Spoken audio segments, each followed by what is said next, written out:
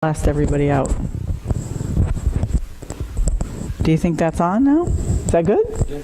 Okay, great. All right, so the message is going with the flow of God's abundance. And as I said, the byline, it's never any one thing. Well, we know it's never any one thing because unity wasn't started all about just one thing, was it? Was it just some spirituality? No, anybody who knows even a little bit about the story of how unity began, the unity school of Christianity, of practical Christianity. The practical is important here in my message, actually. But anybody who knows about that knows that it was founded because initially Myrtle Fillmore was very ill. She'd had tuberculosis, I believe, her whole life, and was very, very ill up until that point when she and Charles actually dragged him literally to this talk by Dr. Weeks, I believe it was, and he talked about some metaphysical aspects of healing, and he was a doctor, but he was talking about the metaphysics of healing and how you can use mind and how you think, mind over matter, healing yourself, for healing specifically. But he didn't, the interesting part is he didn't just talk about, mind over matter. They talked about food and how important nourishing your body is. And in fact, how important that aspect is. So when you think of those pictures, does anybody remember seeing the pictures? It looks like somebody's doing this in mind, body, spirit. It's because it's everything all around us. And if anybody remembers from Psychology 101, Maslow's hierarchical theory, it's a pyramid, right? And what's at the very bottom? I used to think it was fascinating, the pyramid, but it was the pyramid of, needs, of what we need to survive, and actually of what motivates human beings. It was sort of the psychology of it, but it got really physiological because at the very base was the human need for food, shelter, warmth, and so on. But, food, shelter, and so on was... and bottom is in the last or the foundation? Water. The foundation. Yeah, in fact... Bottom sounds like the last thing. No, not the last, the first actually, because it is the base, right? It's all along the bottom, and then it comes up to the pyramid, to the very point. And the point is essentially like enlightenment. And what he talks about is, coming up all the stages of what you need as you come along. See, I used to think that was a really cool theory, except that I believe now that it's much more integrated. It's much more a circle, like a circle of life, or like it's never any one thing.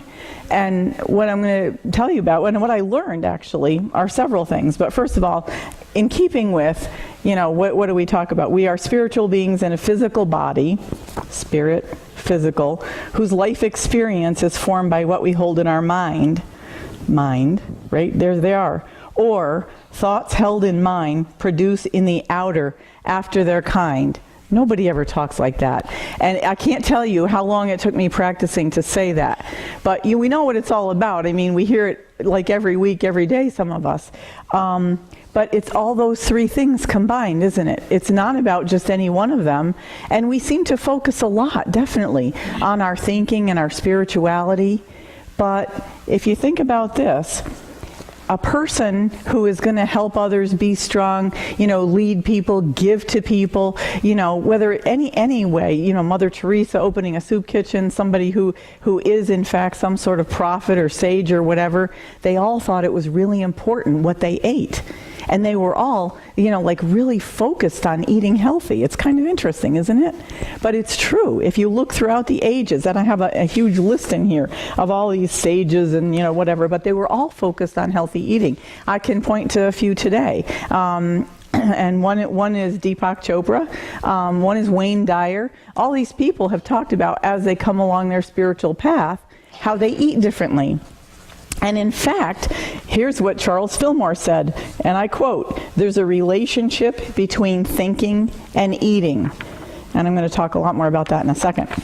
The other thing is, winding in Ecclesiastes, to everything there's a season and a time to every purpose under heaven. How does that fit in? It's a season. It's a particular season, isn't it? And I'm going to talk about what we eat in this season, how we nourish our bodies, minds, spirits. Okay, who's thinking of like the first pale leafy green, like leaf that comes out in the springtime, like today? Who's thinking about that? Nobody, right? Okay, who's thinking about, wow, the beautiful snowfall outside?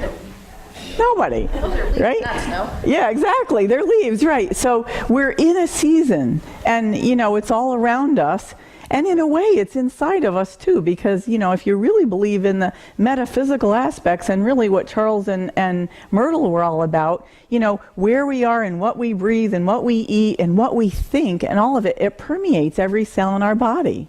And that's the basis for all this, research actually, this is an aside, going on at Johns Hopkins about my other talk, which was epigenetics. But I mean, it permeates us. So we are definitely in a season. So what I mean by going with the flow is, why not take advantage? Go with the flow, make it easy. Eat what, and a step further, stepping into, my circle now is, eat what's in season. Do what's in season. Go with what's in season. Appreciate what's in season, right? And we'll pull that all together.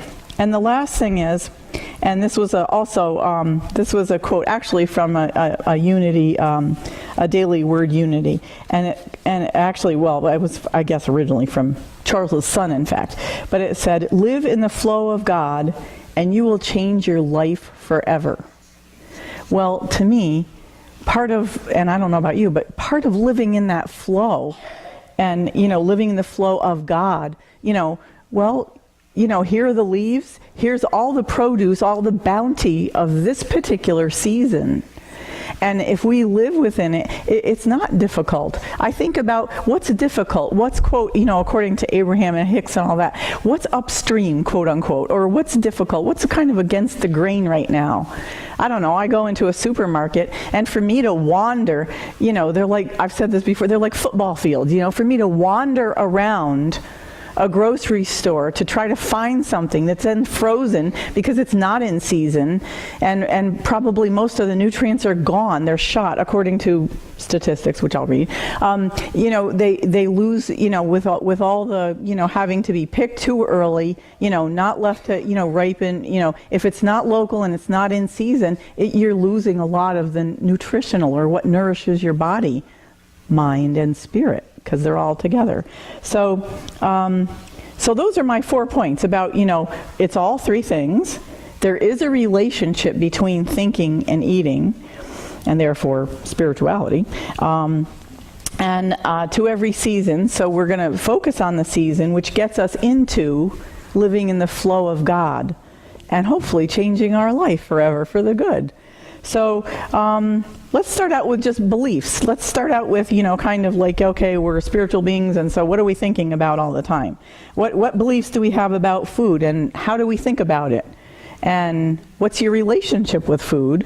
And do you see God's bounty as food, even? Or do you see it as other things? A car, money, whatever, other things. So, okay, let's start out about what are our beliefs about it, or the way we think about it. Some expressions to think about. Haha. Food for thought. Okay, chew on that. Or it gnawed at me. It just gnawed at me. How many times have we said that? A way to a man's heart is through his stomach. My mother used to tell me that. She was right.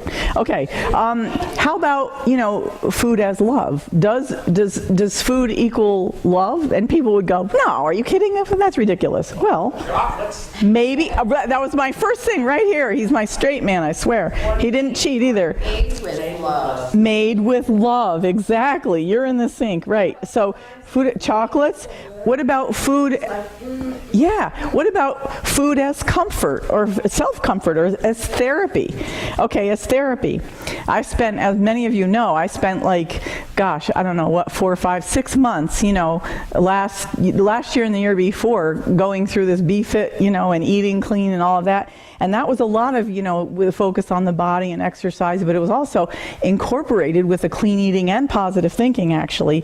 And one of the things that helped me the most, actually, and I didn't even get it until I was like halfway through, was this one sentence, fill in this blank. And I don't mean it could be when you're happy, which is good news, but usually it wasn't. But, think about like when you have a tendency to maybe overeat or not consciously eat. But when I eat, I'm blank. Fill in an emotion. Do it. Good. When I eat, I'm feeling good. You're feeling good. Yeah. Wow, that's unusual. Okay, that one's unusual. Well, you're not fat either, so I mean, that figures. No, I'm just kidding. But I'll say one for me, and you can individually think about what yours might be.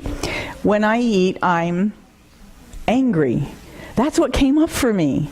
When I overate, when I sort of stuffed my face, I was so surprised. I mean, I started crying. I was like, oh my God. It was like an aha moment.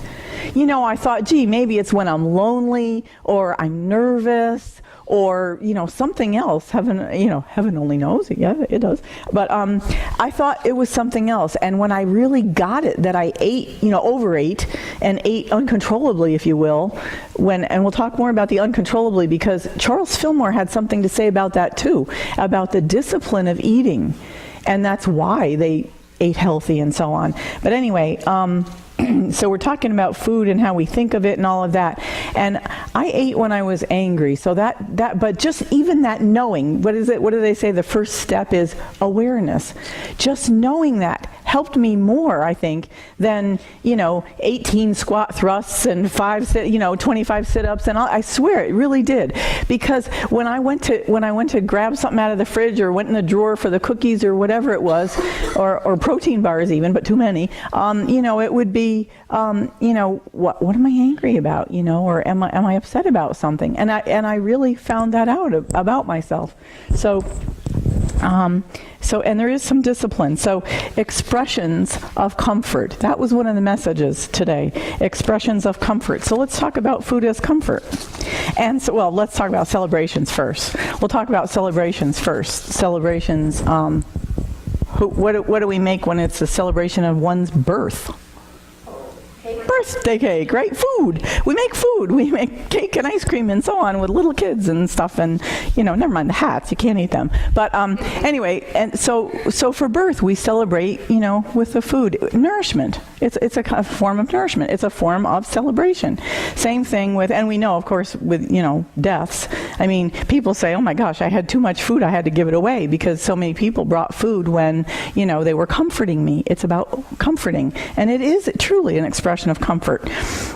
So food is healing, homemade chicken soup, the chicken soup books that are out, all about, another chicken soup book or whatever. And it really is, by the way, it actually scientifically, biologists evidently, I guess, they checked out chicken soup and they found out that, with all the things in chicken, it actually is healing. There are properties that act on your immune system in almost the same way as penicillin, almost the same way as, a given antibiotic. So that, I thought that was fascinating. Think about herbal teas. All kinds of, herbal teas are used medicinally for different things. Green tea for just about anything you can think of. It's just enormously good with antioxidants and everything. Ginseng for energy. Chamomile to soothe your stomach or your nerves or whatever. Red zinger, vitamin C for colds and so on. Mint tea settles your stomach. Notice one thing about all the things I've mentioned, though. I didn't say, I'll pick up a package, I didn't find some label on a package and say, think about how great this is for you. There's, white sugar and there's this and there's, something I can't pronounce and there's, a list of 28, or 42, ingredients that I can't pronounce. I didn't say that those, it's normally things that are simple. Speaking of go with the flow, make it easy, it's things that are simple fuel that are readily available to us. It's not things that we have to add chemicals to, or, make up or whatever, or walk, in my pet peeve, walk 2 miles to get to at the, inside the aisles in a grocery store or something. I don't want to be in anyway because it has no windows and I love light. But anyway, Deepak Chopra said regarding food and all of that, and his experience, speaking of it's all together, he said, if a server is rude to me, I'll stand up and walk out of the restaurant rather than be served and have to take in that bad energy. So think about that for a minute. And the way I've thought about it is, sometimes you're with your family or you're with a lot of people or something, and it's kind of not working at all, or something, or the server might be unkind or whatever, or rude-ish, or just bad. But I try to turn it around. I try to think about the server like maybe, they're having a bad day, maybe whatever it is. But it's all about enhancing your experience of this nourishment, because the nourishment can't help but help you in other ways, spiritually and with your mind and all of that. And, they say fish is brain food and so on. So let's carry on. Charles Fillmore stated, there is a relationship between thinking and eating. And here was his statement about it. And as you grow spiritually, the character of your food and all that pertains to eating may have to be changed in conforming with the new order of things, as you become more in tune with your God self. And what he was talking about is getting in touch once again with your true nature. Is it my true nature to walk miles and miles to find something, or to have to go buy some, frozen thing? People say, oh, it's so much easier. Is it really? Is it really easier? I have to go to the store. I have to go, up and down. I have to go through the freezer cases, which have seemed to be like proliferating. I think they're having sex at night or something. And there's more and more of them all the time, these freezer cases. And, I go there and they have so many different things, and they all have chemicals, and they're all from God knows where, right? And the thing is that what we've learned is that going with the flow means eating local, eating seasonally. Why? Because it has more nutrition, less has been lost. And with that, I'm going to read, there's a multitude of, a magnificent array of information and, gobs of it on the internet. Thank God for the internet, right? About seasonal eating, about eating in season and eating what's available and local even. So you say, well, it's expensive to eat, like organic or whatever. I have a little information about that behind me. But it says, eating in accordance with what's in season in your particular region has many advantages. The closer we eat to the source and the less processing and shipping, the more nutritional value we can access. And there's less chance of contamination, less risk, less fuel used, less waste in the environment, says Terry Walters, author of seasonal cookbook Clean Food. How about that? That was from Sterling Epicure 2009. As Walters points out, imported produce usually travels thousands of miles to reach the grocery store, local grocery. The next time you reach for a tomato in December, look at the label. Imported tomatoes travel an average of, ready for this, 15,069 miles. Whereas one grown in your region in season may have traveled just 60 miles. And in-season, locally grown produce isn't just tastier and better for the environment, it's better for you too. For example, one Penn State study found that spinach lost most of its folate and carotenoid concentrations after 8 days of storage.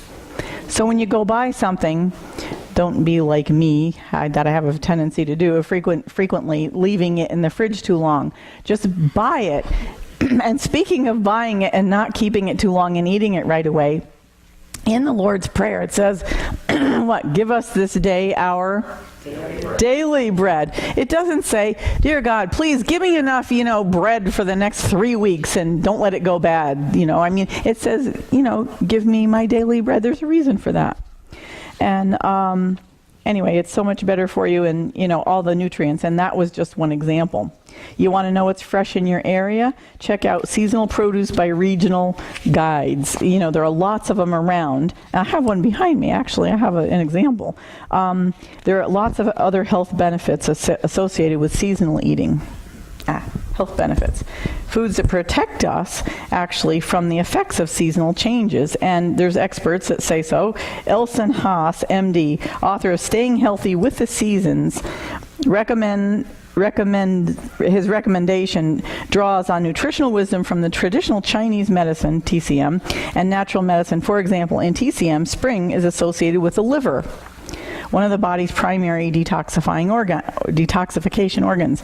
Synergistically, it also is a time when dandelions and other greens are fresh and available. Young, bitter-tasting greens support the liver's function and it's your ability to cleanse the blood.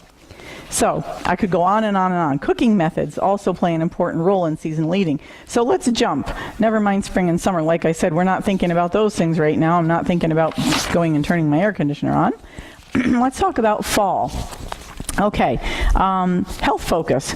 The health focus here is storing energy and building your immunity for the coming winter. So it's in the flow with the seasons. It's in the flow of what God's giving us, all these seasons, and the bounty. It's a time of gathering in preparing for cold winter months and shoring up the immune system in the face of cold, dry, windy weather. Fall gives us immune-building foods rich in beta-carotene, like pumpkin, squash, and kale, says Walters. Those foods also provide extra sweetness while stabilizing blood sugar to keep us energized as the days get shorter. According to TCM, that's the Chinese medicine, foods like sauerkraut, lemons, and olives, tart apples gather in the scattered energy of summer, and pungent foods like chilies, onions, ginger, garlic, they're always my favorites, clear toxins before winter sets in. So what's the pick of the crop? Well, they have their own list here, but heck, I just went out and bought a bunch of them. So here it is. Here was my bounty. I could barely carry it in. You can see how heavy it is, right? I mean, I can barely pick it up. Okay, so this is the bounty. This is just a bunch of stuff that's fresh, local, and it's fresh and local. I have a huge thing of cabbage here. I have 2 huge things of broccoli that are absolutely gorgeous. My mom taught me how to pick vegetables. And anyway, and this is a gorgeous thing of cauliflower. Here's the fresh, crispy apples. There's a bunch of turnips in here, and there's sweet potatoes or yams, whatever. And there's a butternut squash. And then, you ready? This is a long neck pumpkin. That's what it looks like. This is what a cooking pumpkin looks like. It doesn't look like those big round things we carve. But this is actually, so you say, well, that's all well and good, but A, I don't have a clue as to how to fix this stuff, and B, it's got to be expensive because this is all local and half of it's organic and all of that. So who wants to take a guess as to what I paid for sum total of everything in there? $10. Pretty close. Yeah, in between, right. I paid about for everything in here, and these are gorgeous, crispy apples. They don't have there's not a brown spot on them. Anyway, and it's all ready for me to go home and cook. And Brussels sprouts are another big one. Everybody has them at Thanksgiving time. By the way, there's so many ways to fix them. I used to think I hated them. I was like, who wants those? Cabbage, yuck. But you know what? There are so many ways, and with the internet, there's so many ways to cook them and everything. And I'm so interested in this, and I find it so exhilarating and everything that, I mean, can you imagine? I can feed a family of 4, literally, with a few other things, some healthy grains, which is only a few bucks a box, right? Oatmeal or something like that, a loaf of bread, and some fish, some locally purchased fish, which by the way I did. It was wild, and I bought that. And that was, because, I buy really fancy fish, good fish, all fresh, wild caught. And that was only a total of $15. I have enough now, basically less than $30 I can feed my family if they would eat healthy with me. I could feed them for the whole week. And even with, people coming over, whatever. Yeah. Where did you get it? I got it at the Wyomissing Farmers Market.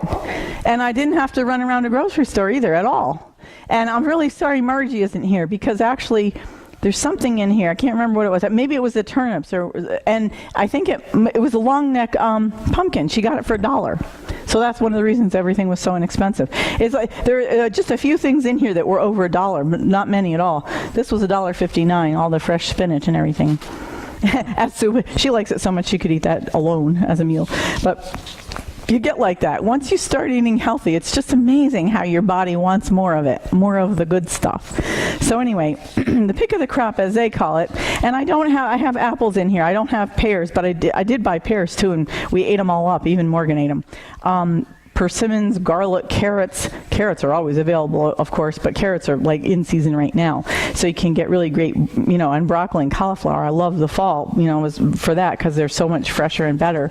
And anyway, cooking methods, we can talk about that. What's good for like right now? Well, stir frying, sauteing, steaming, and braising, adding heat and water basically, because we want the moisture, right, for the coming, for the cold and dry season and everything.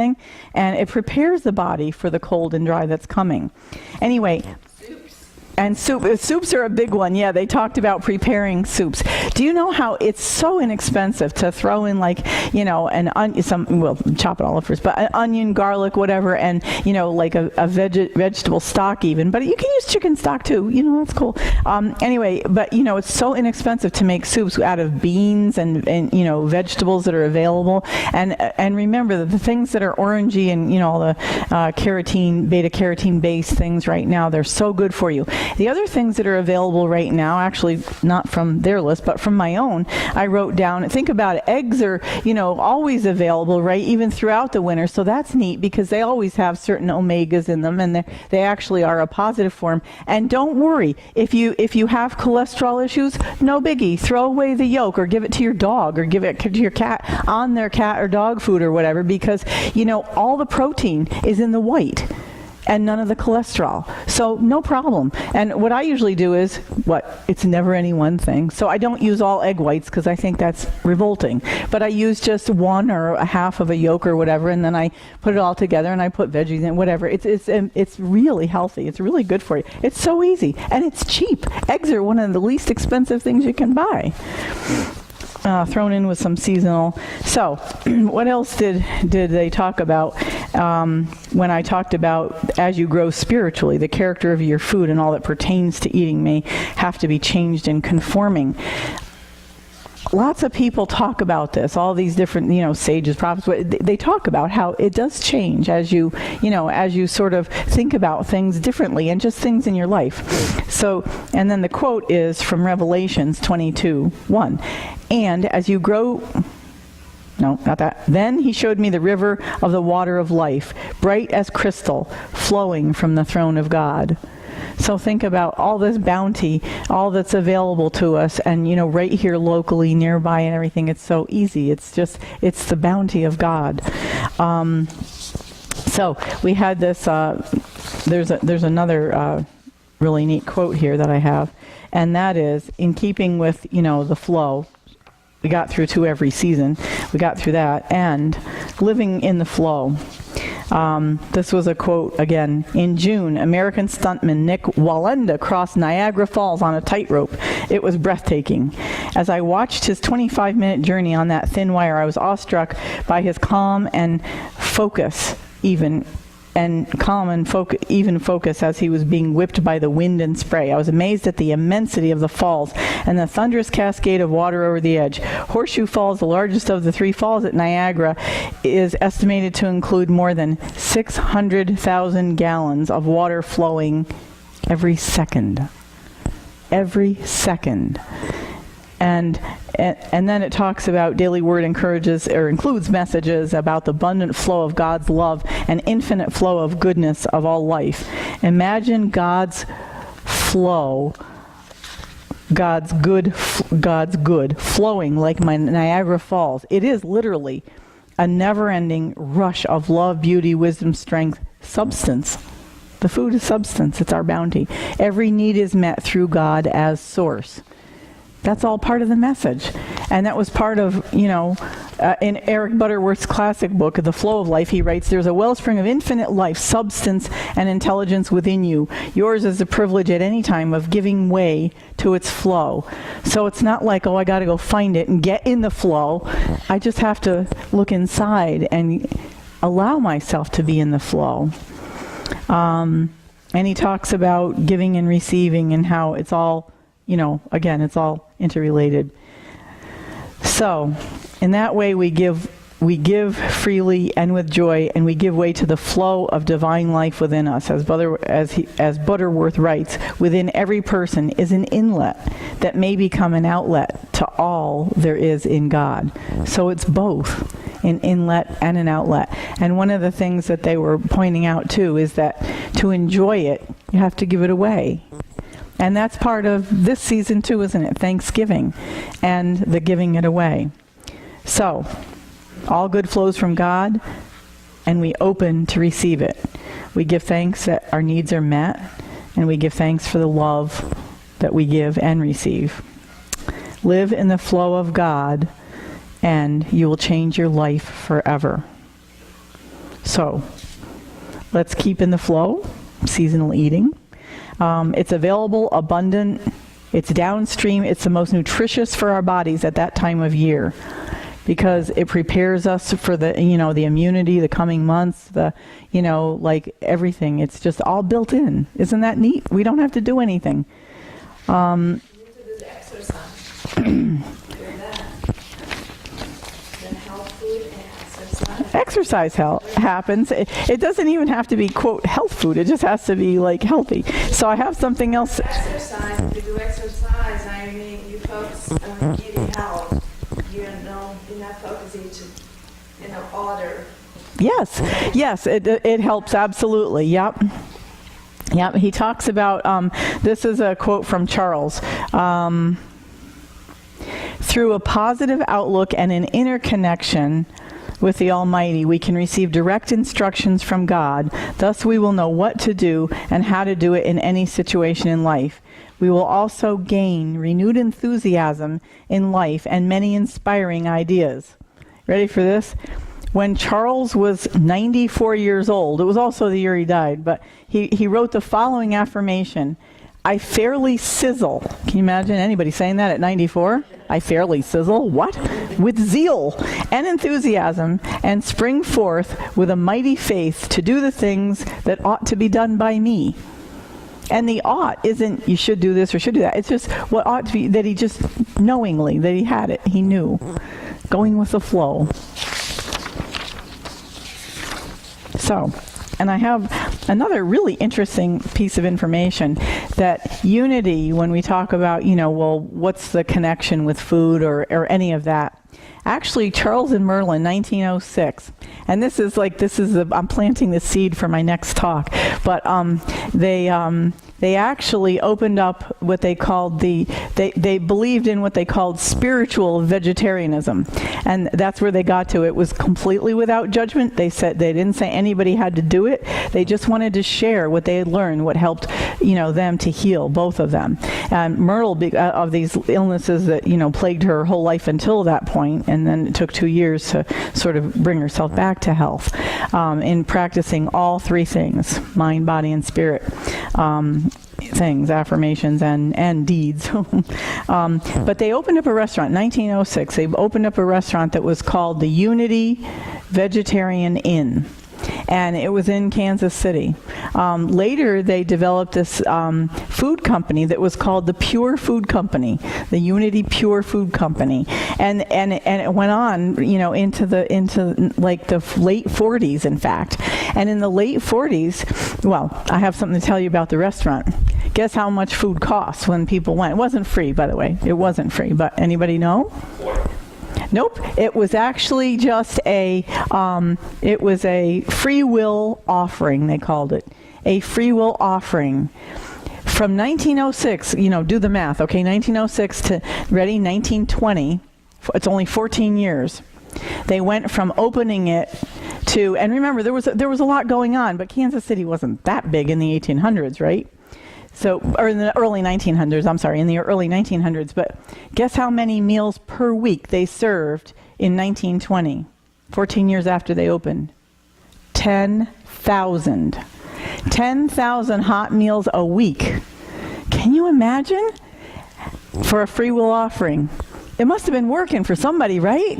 I mean, or they wouldn't have done it. They also had a farm, and it was outside of the city, but they used to bus people in. Actually, I think, I'm pretty sure that, Crystal, you actually found that piece of information, right?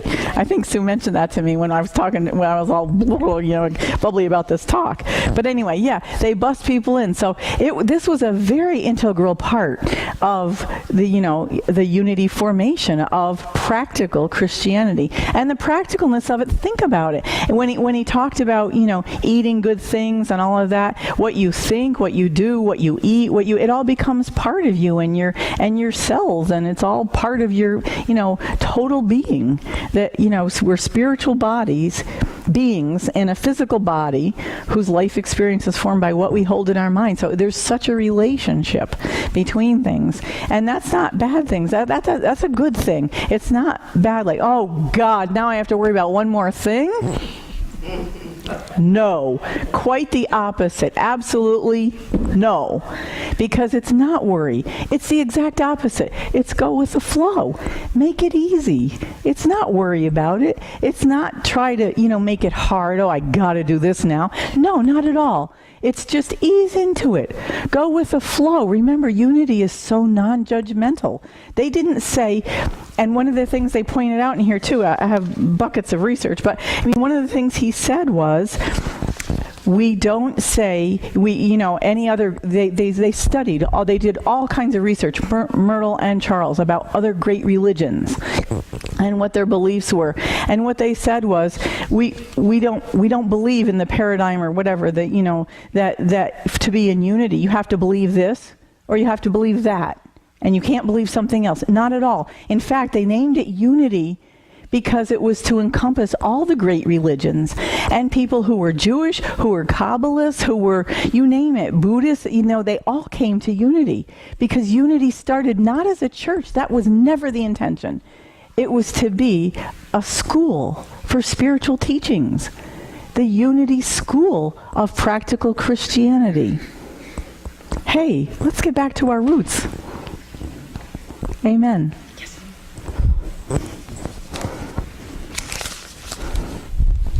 Oh, I forgot. I have a picture of a really cool magazine that remember I said there's lots of other ways to make Brussels sprouts other than the yucky thing we always think about as our grandmothers, cooked for Thanksgiving and overdid and they were so soggy and icky. And anyway, believe it or not, guess what's on the cover? Woohoo, Whole Living. And it's all about seasonal eating. And just to say that there's just tons and tons of resources out there. If you just take a peek next time you walk by a counter or something, take a look and you'll see there's so many magazines and so much information. And even if you just Google, which is, I do all the time, but just Google seasonal eating or seasonal foods or anything or how to cook something. Thanks.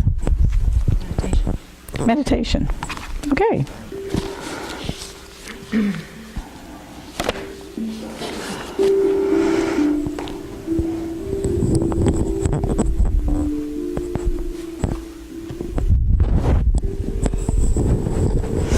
Okay, as we sit back in our chairs, let your seat and your chair back hold you effortlessly.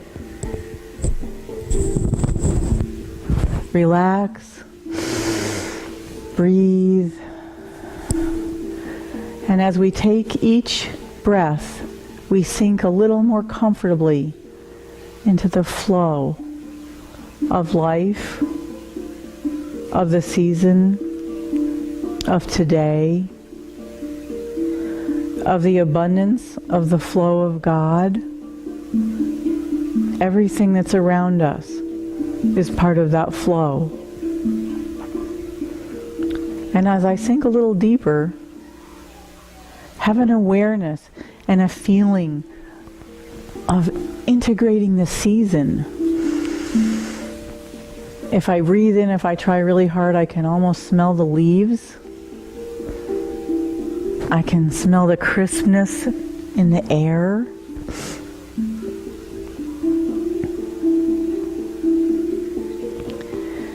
Closing my eyes, I see kind of an orangey color and colors of fall. Allow that to wash over your whole being. And as you breathe in the abundance of God's love. Breathe in an ease with which to walk through our days and to walk through the leaves. And take in that love, the abundance, and how easy it is when you let go and just look into and step into the flow of God's love and the abundant flow of prosperity. All kinds. And now, as we move into the time of Thanksgiving, thank yourself and thank everyone in your life to date who's brought you to this point. Everything that you've done, said, thought about, eaten, everything has gotten us here today. And it's exactly where we're meant to be.